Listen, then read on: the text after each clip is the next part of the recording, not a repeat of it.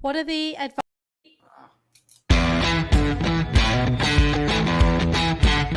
Hi there, welcome to today's Business Growth Club show. We are so pleased to have you here. The theme is growth marketing. We're talking about actions and consequences today. It's all about purpose. Driving business growth with using KPIs. We're talking money mindset.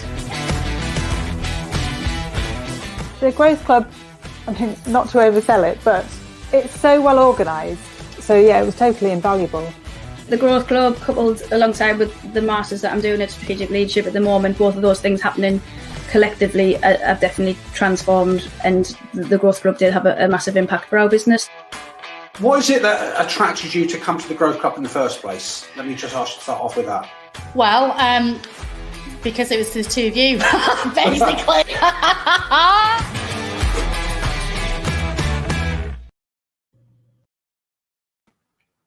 Good evening, folks. This is Mahmood here, apprentice on the control switch tonight on another weekly broadcast on the Business Growth Club. I'm here with my wonderful friend and business partner, Joe, and we've got a fantastic topic for you tonight. It's about business confidence and business wobbles and all the rest of it. And me and Joe were actually just exchanging a few points, shall we say, about the business landscape these days and modern business owners. More of that to come on the show itself. If you're just joining us, fantastic. Thank you very much for not even giving up some of your Tuesday evening, but actually enhancing your Tuesday evening by joining me and Joe in this wonderful thing. If you come across us later on, guys, just put in hashtag replay. We'll pick up your comments. We'll know you're there.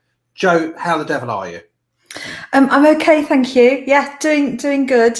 And happy first anniversary, Mahmood. Oh, well, happy anniversary to you. You kept that one quiet, though you did mention it before. So yes. We are looking forward to celebrating that later on when COVID goes back to bed and we can actually sort of meet up properly. Yeah, because I think today's the first day of since lockdown, isn't it? It's sort of 12 months on from lockdown, and it's roughly around that sort of time that that we connected. So still a few days to go yet, but we're on our way. So which is great. 100%. Yeah, and this subject for this evening on entrepreneurship, confidence, wobbles, self-confidence, all of that stuff, I think sometimes it's really helpful to get some signals that we're not feeling confident about something, and sometimes it's a real barrier, and it really depends. So some interesting stuff to talk about tonight, and let us know what you think if you're watching. 100%. And I think when we were talking about this, about the topic for tonight's show, every single person, myself included, and I've been in business for over 26 years now, is to the outside world, it's a bit like a duck situation. You might appear very calm and serene to the outside world.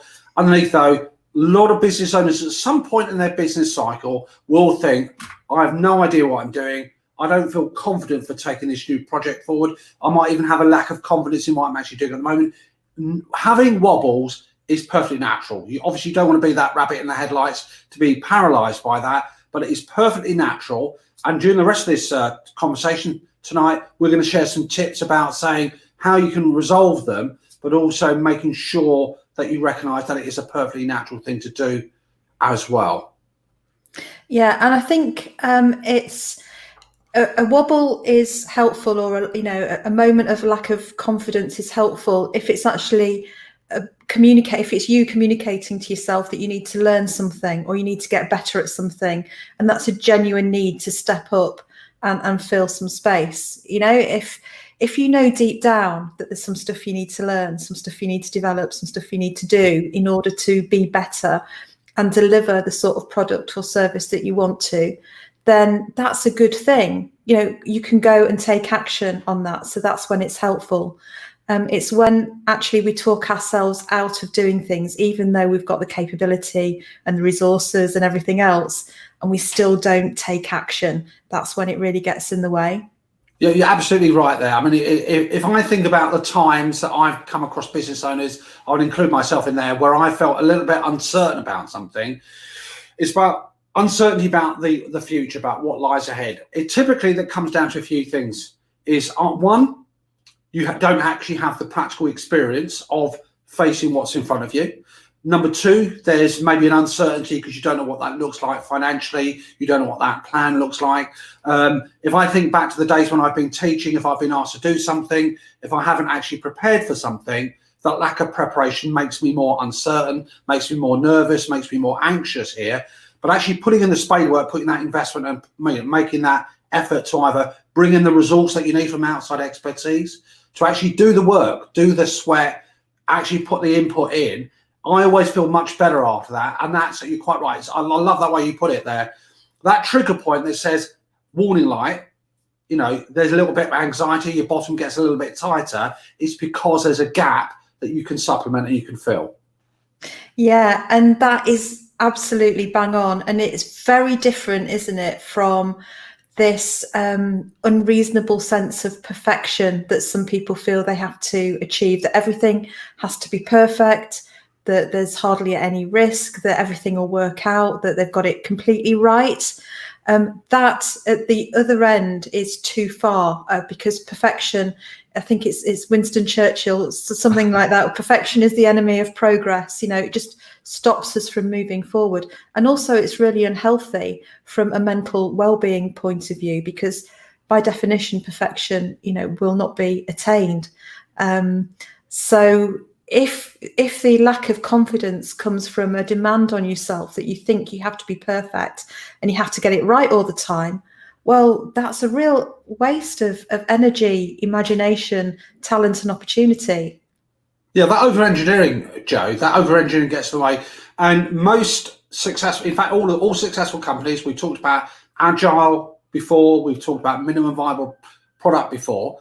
It's about actually understanding your customers a little bit better, because that sort of inhibition, that restriction that says, I can't do that, it's you're thinking about you, okay, and you actually don't really have a good connection with what your customers want. So if you check out some of our previous broadcasts that we've done, where we've talked about minimum viable product, where we talked about getting to know your customers, we talk about your assumptions and counter assumptions, it all comes to that bearing. So when you're over engineering, when you say it was going to have one more feature, my question would be, do you actually really understand your customer? Do you really understand what they want from you? Yeah, and so much of it as well, it's not just about the product or service, but it's about expecting yourself to be perfect, to get it right, to be, you know, the perfect leader and the perfect boss or whatever it is. And it's great to try and be the best that we can be. We should always be aiming for that. But it's about the realism of the expectation and giving yourself some wriggle room, really, to you know, that you're not going to get everything right all the time, and all you can do is the best that you can do, and nobody can expect any more from you. And I think that that's a really important thing to remember. And also, people don't warm to people who are perfect. Yeah, that's right. So much about business, whether it's working with your team, working with your customers and other stakeholders, suppliers for your business, it's about relationships. And remember, you know, the Maya Angelou quote, I seem to be all about quotes at the moment, but they're just coming to mind. My mood is people remember how you make them feel. And that's really important. So it's not about being perfect. It's about the experience you create and how you make people feel. And to be fair, Joe, if you're going to quote somebody, quoting Maya Angelou is a fantastic person to quote anyway, so I don't think anyone can criticise you for that. But it's right. I mean, in context, folks, all of us, okay, at some point, if you are your business leader, it is a very isolating, it's a very lonely thing being a boss, okay? You might have lots of people that you're looking after, you might have lots of people that you're managing, you may have a very good, effusive personality, but it's lonely because nobody will look at the business in the same way that you look at your own business. You can't expect them to. They don't have a stake in your business. They don't have equity in the same way that you do. They don't suffer the risks and the rewards that you do. So it's unrealistic to expect them to have the same outlook there as well. And therefore, at the end of the day, you know, when everybody goes home and you're thinking about your business, it's lonely, it's isolating. So that wobble, that uncertainty, you know, is natural, but it's the proportionality of it that can be the issue. Yeah, and also when you look around these days, particularly with the prevalence of social media, you look around and it looks like, you know, everybody's showing you themselves with their best foot forward. There's very little true, authentic portrayal of what's going on for business people out there. There is some, and I'm sure that the positive is authentic, but they're choosing not to show other bits. Yeah, absolutely. So just pick up what we're saying there for Joe. So if you imagine this situation here, we have this fixation that we want to present a real positive outlook to everybody. Nobody wants to say, I want to be vulnerable. I want to show something that isn't actually reflective of my character. That's fine. Frailty, vulnerability. People are expecting that sort of degree of confidence there as well. But it's you've got to keep it real. Got to keep it authentic here. And we've all seen it, haven't we? Those shiny suits, those flashy salespeople, those people who are saying how easy things are. Realistically, I wouldn't personally swap a life of being in business. I've been in business over 26 years. Joe's been in business, worked in business for decades as well. And you're not swapping that lifestyle, but you're not saying it's either easy as well. Nothing in life is easy and straightforward. And we've got to actually sort of make sure we take that on board. I think another factor to consider is when it comes to this idea of risk. Before we came on live, me and Joe were just talking about, just generally speaking, what we see. We always have a bit of a warm-up conversation. Do we see any changes in people's attitudes? Do we see any change in people's mindset? Do we see any change in how people cope with business? Now, my take is, Joe's take, as she'll come and mention that herself in a few moments, is we're losing sight of the fact that when you're running your business, there is an element of a risk that you've got to take. It's got to match your risk appetite. It's got to be on your risk radar. So if you're very reckless, okay, that's the risk that you go. But you've got to factor in, folks, that a business involves some degree of risk. A business involves some degree of investment. So you've got to invest time, energy, and money today. Your customers ultimately will pay you that money back once they start buying from you. But you cannot, in my opinion, run a business without investing in infrastructure. You cannot run a business without investing in people. You cannot run a business without investing in something. And there's going to be a time delay between you investing that now to get those benefits going forward. And typically, if most businesses, by the way, no real value is created until the first 3 to 5 years has elapsed. It's that continuation after that period. That's when real financial value is generated. We were just saying, Joe, that when me and you had a bit of a conversation before we went live, and we were saying that, do we notice any change in business owners perhaps today going back, say, 5-10 years ago?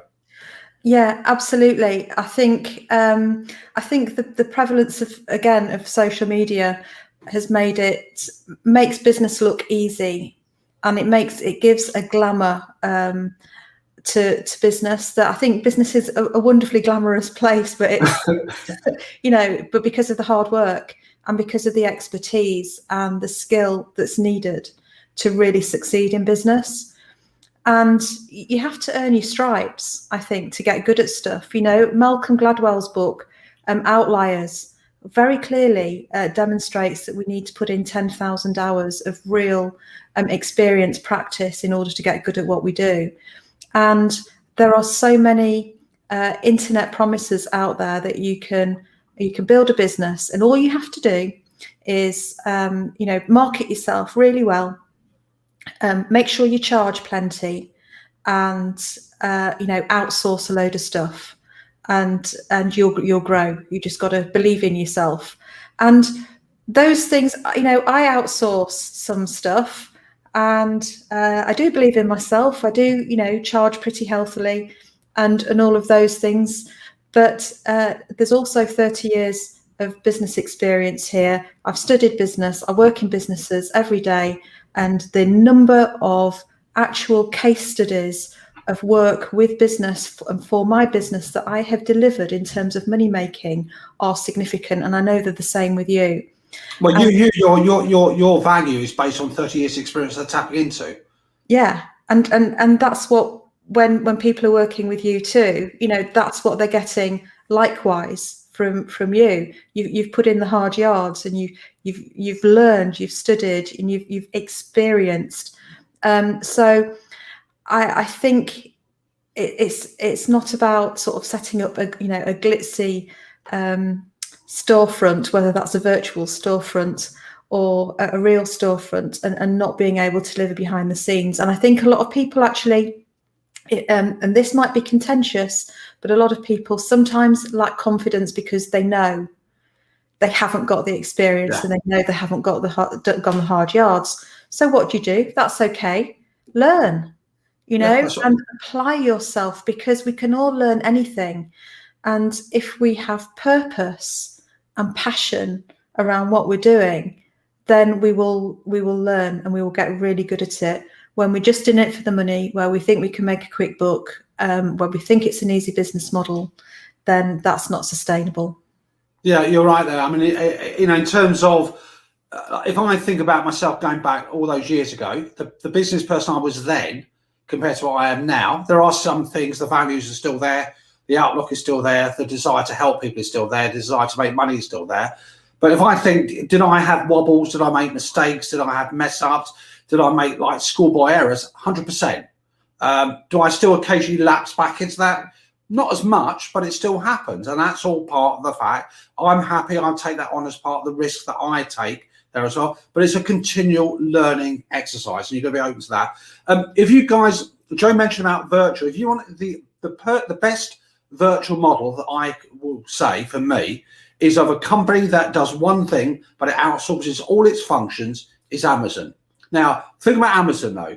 Amazon is, when I say basically a website, all its support functions are outsourced, from its delivery to the transaction processes. But if you tell me Amazon is just about self-belief, then you don't understand the fact what they've invested in infrastructure, taking risks, things that do work, things that don't work. And Amazon have become the behemoth they have done because they've gone through that sort of business cycle there. But that's, an ultimate aspirational model. But underneath there is business experience, business investment, business risk-taking, and all that conspires to give Amazon the dominance that they are now, as well as a brilliant chief executive. Yeah, absolutely. And, we don't grow unless we experience. And some people have got stuff on paper, but they haven't actually walked the talk and felt what it's like to lose a significant piece of business, to win a significant, piece of business, and to actually generate different scenarios in business. And I just think, be really discerning about who you work with, and because that will help your self-confidence as well. Discerning people, I think, what do I mean by that? What do I mean about being discerning? Be selective, because the research demonstrates that we are the product of the 5 people we spend the most time with, and that's true in business as well as life. So if you choose to surround yourself with great quality people who are genuinely fantastic at what they do, then that will help you raise your own game. But if the people you're spending the time with are, there is some merit in spending time with people who are at the same level as you, as long as everybody's honest. And as long as people aren't pretending to be somewhere that they're not, because that's another thing from a self-confidence point of view that we need to do, is not compare where we are in our journey to where somebody else is in theirs. That's somebody else's story, isn't it? Somebody else's story. They've got different motivations, had a different starting point, and a whole set of different circumstances. So spend time with people who give you, a sense of energy and positivity, and who you can learn from, but who you can also help to contribute to their growth as well. That is an incredibly valuable, rewarding, and confidence-building experience. There's a phrase, as you're saying that, there's a phrase I like to often quote about due diligence here. So we often come across something like due diligence when companies are being bought or engaged with new suppliers. But due diligence for me is actually an attitude in life. So when you do form a relationship with somebody who could be a customer or a supplier or somebody who's part of your team, don't take things at face value. I'm not saying you should give them a polygraph test. I'm not saying you should subject them to waterboarding or anything. That's definitely a no-no. But what are you doing to actually verify that what the validity of this? And I think there's a lot that's going on at the moment in terms of the general world anyhow, where we read stuff off the internet, and if it's on the internet, we think it's true. And actually, the great thing about the internet is the information is accessible, The bad thing about the internet is there's information that's accessible and it's not peer reviewed, it's not filtered. We don't sit back and think, actually, what I'm reading, what I'm listening to, what's the source, who's the messenger, is there credibility to that, and apply that. It's about having a judgment-based opinion in your mind that actually filters these things and not actually taking things at face value. Yeah, it's about building your critical evaluation capabilities to be able to discern. I like that. You know, it is. It's about being discerning, isn't it? It's about clarity of thought, because there is so much noise out there for entrepreneurs and business owners that it's really about being able to scan and see what's around, but be able to sort of zoom in and pinpoint really quickly what are the things that you need to pay attention to. And you can only do that if you've got clarity of mind. And what helps with that clarity of mind is having a distinction, a separation in terms of identity between you and the business. So business is very personal. We entrepreneurs go into business most often based on research, including some of my own, because they want to be independent and because they want to create something. And yes, it's about the money as well, but the other two factors are really strong. So people who just pursue the money will have a very short business career. They will, and a very unsatisfying business career. So at some point they look up and realize that's not what they wanted. So the thing is to still make it personal, because it's your passion as the business owner that will drive it forward and that will make things happen. But it's also about being dispassionate and being able to see that sometimes things don't work out in business, but that's nothing to do with you as a person. It doesn't mean you're a failure as a person or you've done something wrong. It just means that the decision made about the business at that time didn't work out the way you'd intended. Learn from it and invest in that lesson and then go again. So as we draw this conversation to a close then, Jo, let me put you on the spot then. So what would be your one key takeaway tip that somebody can take on board and actually try and, sort of build on what we talked about tonight? My lifelong career strategy. Yeah. Bearing in mind that I've gone from being studying modern languages at Oxford University to being an accountant to being an HR manager to a salesperson to a marketing manager to a director in a group of transport companies and many other things since then, is that just always be, if you can't do something yet, decide you're going to boss it, right? Decide that you are going to be amazing at something and just go for it and be amazing. And that requires effort, hard work and learning. Just, if you're feeling that, my geography teacher at O-level said, Jo is not going to pass O-level geography. And I thought, stuff you, Miss Potter. If you're listening. I actually liked Miss Potter, Debbie. And Miss Potter, I'll show you, right? And I got an A, which is the highest you could get in those days. There were no A stars and all of that malarkey. I got because you can do something if you're determined to do it. So we've got a quick comment here actually from Sarah as well, just to get this in. Hello, Sarah. Sarah Price is a Business Growth Club member and has been on the show before. So listen in to her show if you've not seen it.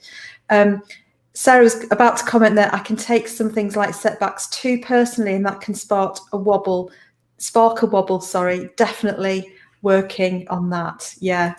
And we all feel it sometimes, us included, but it's not failure. It's not a setback. It's a learning. It's something to take a lesson from. Thanks for sharing that, Sarah. I mean, that's quite. It's not unnatural, Sarah. I mean, I've got the DNA of a rhino hide, but occasionally I do sometimes have that little soft spot that gets upset. Well, maybe upset is a bit strong actually. It bypasses, but yeah, you can take it on board when somebody gives you feedback, either the way they've delivered it or something's going on, that you do take it personally. So that personalization, I think it does happen. Anyone who says probably doesn't have blood running through their veins, and they've probably got potassium in there or some other innate metal that's doing that. well, as Joe was recounting that, but I was smiling because we had a conversation before we came on air. And let's say, I know Joe's a lady, and let's just say her language was slightly more industrial than she's actually relaying to us now. She's just giving me the look that says, come on, Mood, stop there. Now, I'm 100% there, Joe. I think of it in my life at school and beyond, in terms of when people say you can't do something, because I'm, whether it's obstinate or driven or whatever, I tend to take that as a way to say, politely, the Winston Churchill style, I'll show you I can do that. That's despite them as opposed to because of that, and that sort of drives you forward. But here's for me, the one thing I would learn is, apart from, the mistakes are going to happen, you want to try and minimize them, is put a plan together. Now, I'm going to use my own world of numbers, and I just think, and I've dealt with loads of people in this. We've dealt with it on the Business Growth Club. I've dealt with it in my own businesses. Joe's dealt with it in her businesses. That if you've got some idea what your future looks like financially, i.e. a financial cash plan that we talked about on previous podcasts, I just find that the most incredibly life-affirming, cathartic thing that actually puts your mind at rest, because you know what is likely to happen. You know, because money is a real burden to people. It's a real anxious moment here. And having that clarity, not prediction, about what that future looks like, and knowing what you've got to do, what you've got to sweat to get that equity, I just find it's worked for me. It's worked for many people who hate numbers and who hate finances. But once you do that, personally speaking, guys, it's an incredible thing that really reinforces and keeps those wobbles at bay a bit more. Yeah, it does. In fact, I was talking to an entrepreneur that was looking to expand, take a couple of people on, invest in some more assets to improve capacity for work. And it was all in his head. And as soon as he laid the numbers out and looked at what we'd have to generate each month to pay for the stuff each month and everything else, it just became, well, why haven't I done it sooner? And the confidence comes through. So mapping out the numbers helps you. I completely agree, Mahmood. It gives you confidence in your decisions. And I think that leads us neatly. Look, folks, April 23rd, we'd absolutely thoroughly recommend that you book on, have a look at it. I'll share the link after this broadcast here. April 23rd, 2021, you've got your 2021 growth plan, metrics, customer profile, get it done in one day. It's an absolutely ridiculous price at £79 plus VAT, because me and Joe, we've got our own businesses. We've got the Business Growth Club, which we love doing as well. Gives you skin in the game, gives you an outcome as well. And we've got lots of exciting stuff that we've been talking about ourselves, by the way, about the Business Growth Club coming over the next few weeks and months here. So I'm dead excited. Joe's got her excited look on as well. I'm excited too. Yeah, it's really, really cool. And there's some stuff in the 23rd of April that we haven't done with the Business Growth Club core program. So it's really exciting to be working on that too. So I will point out, by the way, VA at the bottom, it does. It's not. You don't get a virtual assistant. That should be VAT. I just can't type. That's all. There's some asterisks in the ticky tape as well, but there is actually. I thought, for the sake of because it's still an evening show and there's some family that might be watching, I thought I wouldn't be too industrial. Very, very wise. All right. Well, it's great to see everybody this week. Thank you so much for joining us. Let us know what you think, and if we can help you with your entrepreneurial confidence wobbles or moments, or if you've got some decisions that you want to think through, Mahmood and I are here and happy to help. Thank you. Have a fantastic week, folks. We'll see you next week. Take care. Yeah. Let's have some music. Hi there. Welcome to today's Business Growth Club show. We are so pleased to have you here. The theme is growth marketing. We're talking about actions and consequences today. It's all about purpose. Driving business growth with using KPIs. We're talking money mindset. The Growth Club, I mean, not to oversell it, but it's so well organised. So yeah, it was totally invaluable. The Growth Club, coupled alongside with the Masters that I'm doing at Strategic Leadership at the moment, both of those things happening collectively have definitely transformed, and the Growth Club did have a massive impact for our business. What is it that attracted you to come to the Growth Club in the first place? Let me just start off with that. Well, because it was the two of you, basically.